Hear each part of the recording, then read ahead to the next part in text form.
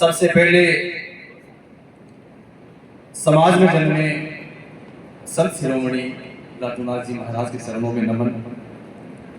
गरीबों के मसीहा, भारत के मुक्तिदाता, गूंगों को जुबान देने वाले, नारी को सम्मान देने वाले, भारत को संविधान देने वाले, द सिंबल ऑफ नॉलेज परम पूज्य बाबा साहब अम्बेडकर को नमन। तथागत बुद्ध इस धरती पर जितने महापुरुष हुए हैं, राणा पूंजा जी भीम, अचल जी नायक, बहन भीमा जी नायक, अहिल्या जी नायक, दुर्गावती जी, जितने महापुरुष हुए और जिन्होंने हमारी आज़ादी के लिए कुछ ना कुछ किया है, उन सभी के चरणों में नमन। नाम लेऊंगा तो लिस्ट काफी लंबी हो जाएगी। आज का पूरा सम्मानित मंच, मेरे सामने बैठे माता, बहन, बुजुर्ग, युवा साथी, आप सभी को रघुवीर नायक की तरफ से जय भीम, जय भारत, जय नायक समाज, जय जोहार। आप सभी को सबसे पहले तो आज हनुमानगढ़ में नायक सामुदायिक भवन का जो इतिहास का पल हमारे समाज में आया है, और मैं तो हर बार कहता हूँ, लिखता भी हूँ फेसबुक पर कि ये जो पल होते हैं ये नॉर्मल नहीं होते। हम रहे ना रहे अलग बात है, लेकिन जो आपने ये काम किया है ये सदियों युगों युगों तक अमर रहेगा, जो सामुदायिक भवन का निर्माण किया है। इसलिए हनुमानगढ़ की समस्त टीम के लिए जोरदार ताली का।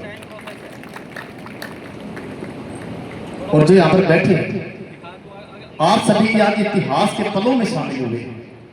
जब भी कोई इतिहास लेकर के बैठेगा 10, 20, 50 साल के बाद, तो निर्माण करवाने वालों का, निर्माण करने वालों का और उस पलों में जो शामिल हुए, आप सबका नाम इतिहास में जरूर आएगा।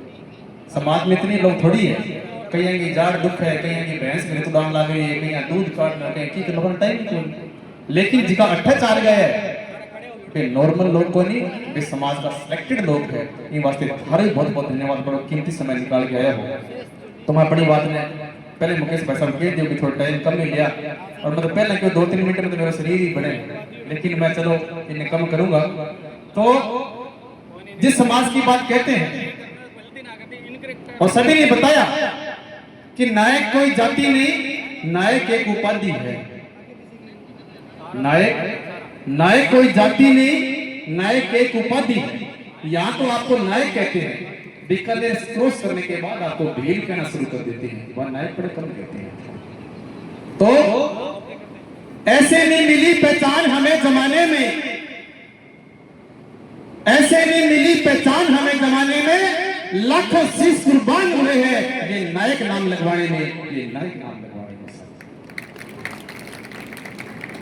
एक फिल्म एक्टर अपने ऊपर लाखों रुपए खर्च करता है, फिल्म बनाता है, फिर उसको फिल्म का नायक कहा जाता है।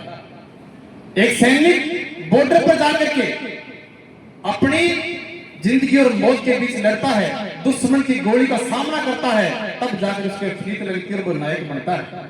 लेकिन आप देखो, ना तो आपको लाखों रुपए लगाने की जरूरत है, ना बॉर्डर पर गोली का सामना करने की जरूरत है। अरे थे तो बड़ा किस्मत वाला हो कि थार को जानता ही नायक लागना शुरू हो जाए। कितनी बड़ी बात है, सोच के देखो, थोड़ा महसूस करके देखो ये बात है।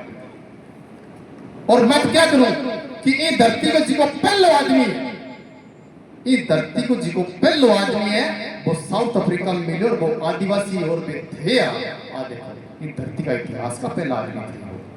और आज जिसकी फोटो इसमें पड़ी है, तो देखिए उसकी राणा पूंजा जी भील जी का हमारा पूर्वज की जयंती, थोड़ी फोटो उठाया जो थाने दर्शन तो करा दूं।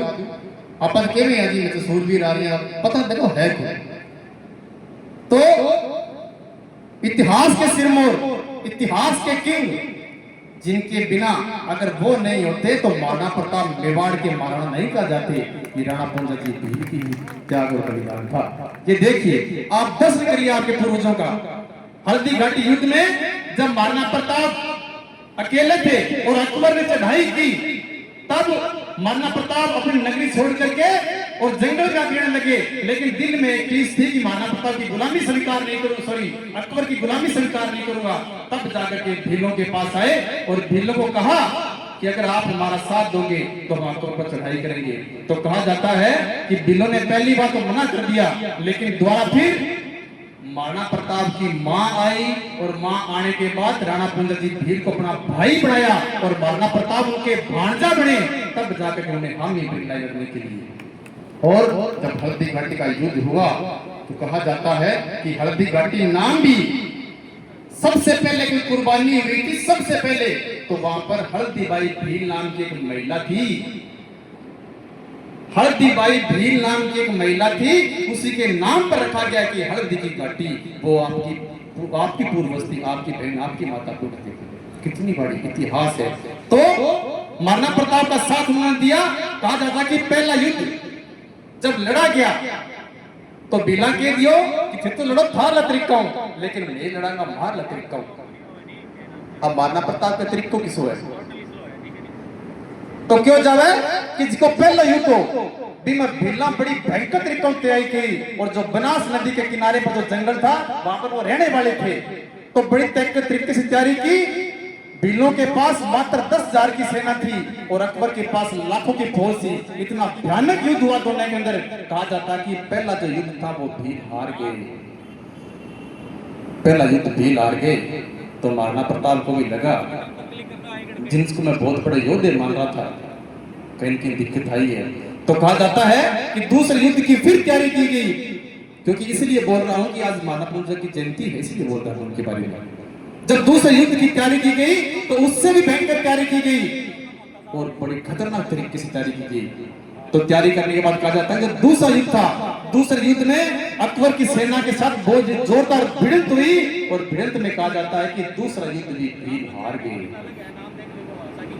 जब दो युद्ध हार गए तो महाराणा प्रताप को कहीं न कहीं दिमाग में एक चिंता होनी स्वाभाविक बात थी।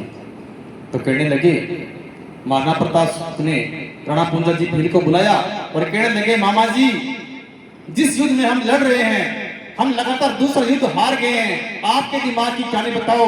तो राणा कुंजा जी भील कहते हैं कि महाराणा प्रताप, अरे राजा बड़ी बात कर गए हो, तो कि हम भीलों का खून है, या तो आपको मेवाड़ वापिस दिलाएंगे या फिर घर वापिस नहीं जाएंगे, हमने भी आज प्रण लिया है।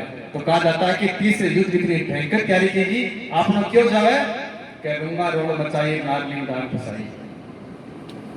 अपन लगे बगाड़ है, अपन ई वास्ते लगे क्योंकि अपन इतिहास का किया ही कोई, अपन जाने ही कोई। अगर थाने कोई जोड़ने को काम करे तो वो इतिहास ही करे, थाना तो ही पता लगे। तो क्यों जावे कि तीसरे युद्ध के अंदर जाकर के उन्होंने गुरला पत्ती का यूज किया, और गुरला पत्ती मात्र एक राणा कुंजा जी भील ही जानते थे और कोई नहीं जानता। तो तीसरे युद्ध में जाकर के एक गजब तैयारी करने के बाद इतने भयंकर तरीके से गुरला पत्ती से लड़ा गया, और तीसरे युद्ध में जाकर के जब टकराव हुआ, अकबर की सेना को भोग डाला और महाराणा प्रताप को मेवाड़ वापिस जीत करके दे दिया था। ये आपके पूर्वज से। तो आज जो भवन है, इसी पर आऊंगा अपनी बात को शॉर्टकट करते हुए। आज भवन जो बना है, होस्टेस टीम की क्या इच्छा है बनाने के लिए, अपना अपना तरीका होता है काम करने का, लेकिन मैं निवेदन करना चाहूंगा, क्योंकि मैं हमेशा शिक्षा पर ज्यादा जोर देता हूं और भवन अपने और ही बने हुए हैं, ये भी है, गंगानगर भी है, अन्य जगह बन ही रहे।